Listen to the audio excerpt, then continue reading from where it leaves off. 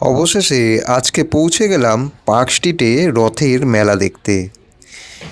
এই হচ্ছে বিভিন্ন কাউন্টার। প্রথমেই আমি গিয়ে ঢুকলাম গোসেবা নামক যে কাউন্টারটা ছিল সেখানে।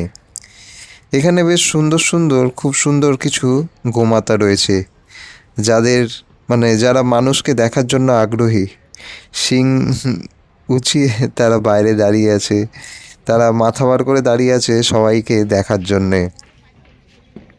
এরপর আস্তে আস্তে গেছিলাম সেই কাউন্টারের বাইরে, যেখানে জগন্নাথ দেবের থাকার জন্য মণ্ডপ তৈরি হচ্ছে। আর বাইরে এছাড়াও বিভিন্ন রকম আরও কাউন্টার টুকটাক ছিল, কিন্তু মণ্ডপটাই আসল আকর্ষণ ছিল আজকের। চারপাশটা ঘুরে ঘুরে দেখে নিচ্ছিলাম, কারণ তখনও জগন্নাথ দেবের রথ আসেনি। এইখানে হচ্ছে জগন্নাথ দেবের যে অনুষ্ঠান হবে তার জন্য একটা স্টেজ সাজানো হয়েছে, যেখানে লেখা ওয়েলকাম টু 55th কলকাতার রথযাত্রা, 55তম রথযাত্রা এটা পার্ক স্ট্রিটের এই ময়দানে। আর বৃষ্টির ওয়েদারে আকাশে কিন্তু ভালোই একটা বড় রামধনু দেখা যাচ্ছিল। এই হচ্ছে মণ্ডপ, যেখানে মণ্ডপে সব রকম কাজকর্ম এখনো চলছে, কারণ এখন দিনের বেলা।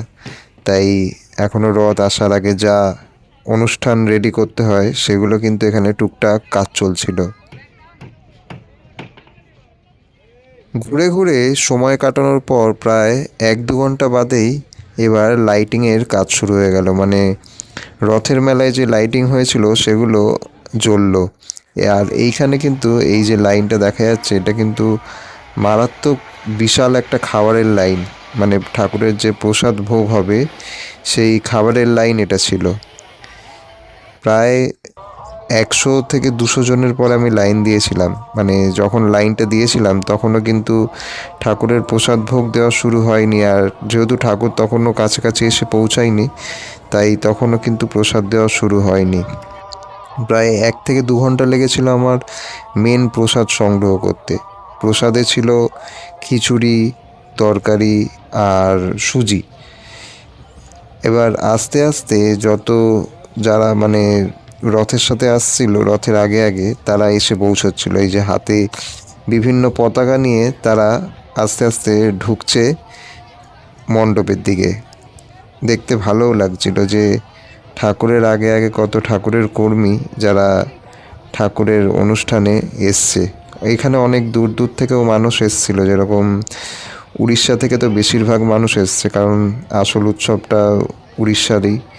কারণ পুরীতেও আজকে বিশাল বড় রথযাত্রা। আর এই যে বিভিন্ন মানুষ যারা এসছে ঠাকুরের কাজ করতে, ঠাকুরের কাজে সহযোগিতা করছে, ঠাকুর তাদের নিজেই আনিয়েছে। এরপর আমরা প্রায় এইখানে যে রাস্তার দিকে এসেছিলাম, যখন রাস্তার দিকে দেখছিলাম যে ধনুচি হাতে নিয়ে অনেক মানুষজন আসছিল। এরাও ঠাকুরের কর্মী, এরাও ঠাকুরের কাজ করতে এত দূরেই এসছে।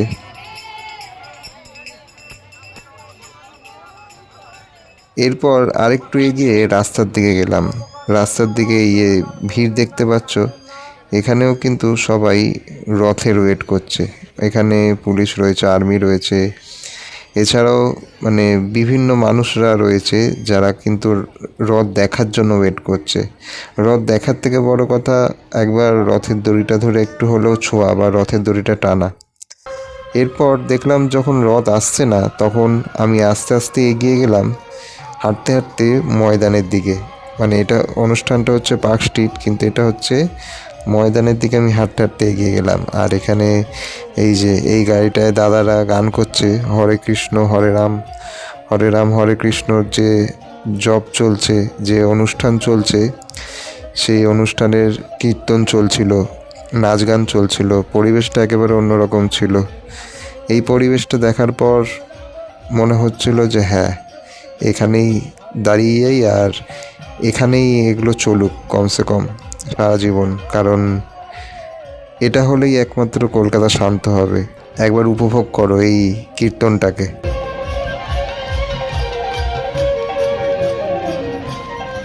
এরপর আস্তে আস্তে এবার আসছে ঠাকুরের রথ।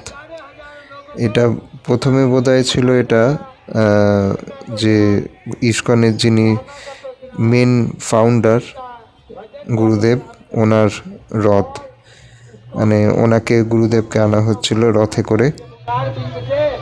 हम लोग भगवत गीता के ऊपर भागवतम के ऊपर कथा सुनेंगे। तो जाइए, आइए, जाइए, तानिए तानिए, जोर से तानिए, तानिए, तानते रहिए। हरे कृष्णा, हरे कृष्णा, कृष्णा कृष्णा, हरे हरे, हरे राम। এরপর আস্তে আস্তে আসছে, এটা হচ্ছে বোধহয় সুভদ্রা বা বলরামের রথ, যেটুকু আমার মনে হচ্ছে, কারণ লাইট এত বেশি রয়েছে এখানে, বোঝাও যাচ্ছিল না ঠিক মতো। কোথায় তো, কোথায়? চলুন চলুন চলুন চলুন চলুন চলুন চলুন, টানুন।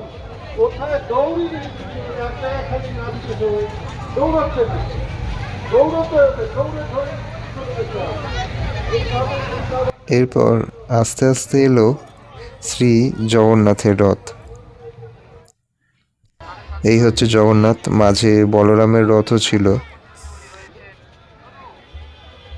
এই জগন্নাথ দেবকে দেখার জন্যই কিন্তু, আর এই রথের দড়ি ধরে টানার জন্যই কিন্তু এতটাক্ষণ আমরা সবাই অপেক্ষা করে দাঁড়িয়েছিলাম। এতগুলো মানুষ এখানে দাঁড়িয়েছিল, সবাই রাস্তায় বসেছিল। আর হ্যাঁ, এখানে একটা নতুন জিনিস দেখা গেছে, সেটা হচ্ছে এই যে গোলাপ জল ছেটাচ্ছে রাস্তার মধ্যে, যাতে রাস্তার পরিবেশটা ঠিক থাকে, বা মানুষজন রয়েছে এত মানুষজন, যাতে কোনো উগ্র কোনো জঞ্জালের গন্ধদণ্ড না বের হয়, তার জন্য পরিবেশ ঠিক রাখার জন্য গোলাপ জল দেওয়া হচ্ছিল। তো আজকের ভিডিওটা ব্যাস এতটুকুই।